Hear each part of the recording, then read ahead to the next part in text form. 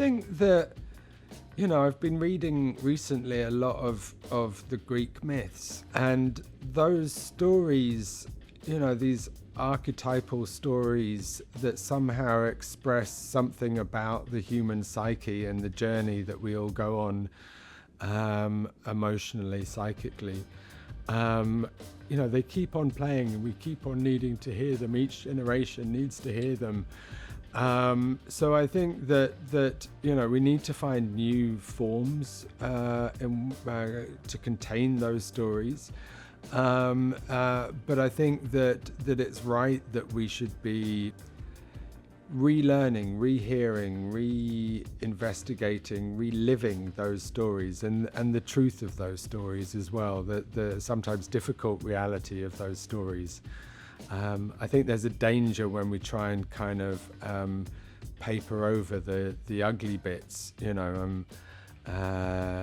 like sort of with fairy tales, and how the Victorians kind of pretended that it was a stepmother, not the mother, in the original folk tales, that's the mother is the stepmother character, and she's out to kill the children, and obviously that's not an external reality, but there's a psychic kind of need for those stories.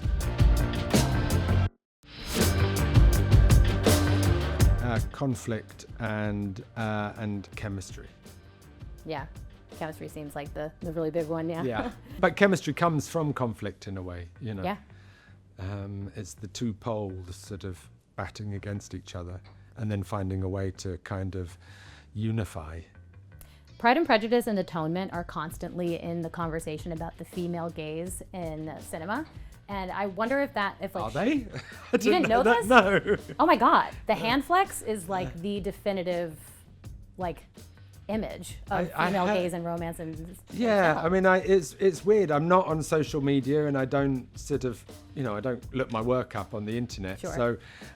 So when we had the recent 20th anniversary re-release of Pride, I was really surprised by the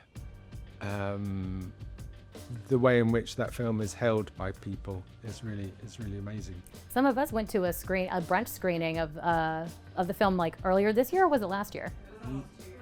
It was 2 years ago, but then we were like, wait, it's playing for brunch, we're gonna go. Yeah, in our screening, people were hooting and hollering, clapping and cheering at the hand flex when it came on screen. I'm so surprised you didn't know that people love that moment so much. Yeah, I mean, I found that out, but anyway, female gaze, go on. Yeah, so it's really top of mind when talking about what women find romantic and sexy in cinema, Yeah. And you have moments like that in Atonement too, where James McAvoy, he's gripping the broken handle of that jar that in the fountain scene, and then also in Pride and Prejudice when Bingley is playing with Jane's ribbons when she's not looking at the ball, right? What is romantic to that about you, about this private but public display of yearning? I always remember Hitchcock said the dialogue is what happens whilst the eyes tell the story, and I would extend that and suggest that the eyes and the hands tell the story. There's something about kind of, I guess there's something kind of unconscious about it.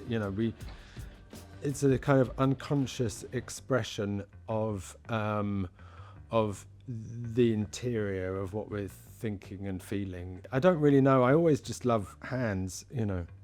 I think hands are so expressive of subtext. And subtext is what we as filmmakers, as directors, have to play with. We can often be saying one thing, but looking for telltale signs of emotion elsewhere is playing in subtext. I think I probably discovered it in the sort of storyboarding process. I'm not sure they were there actually in the text. I think that's how it happened.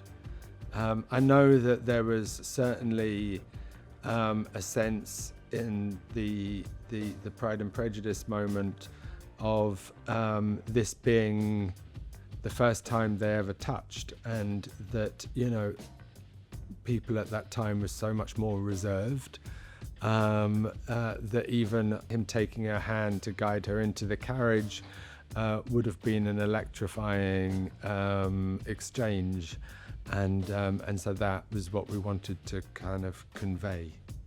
And then what about the ribbons? Where did that idea come from? Because I find that to be equally as romantic to the hand flex. The ribbons, actually, often these things come from a kind of practical, I'm sorry to say, need. And you want the camera movement always to be motivated. And so the camera was on Bingley and Jane coming through the door, and I wanted the camera to tilt down and find Mrs. Bennet on the sofa. But Brenda is very short. And so I didn't just want to do a tilt down, you know, to find her.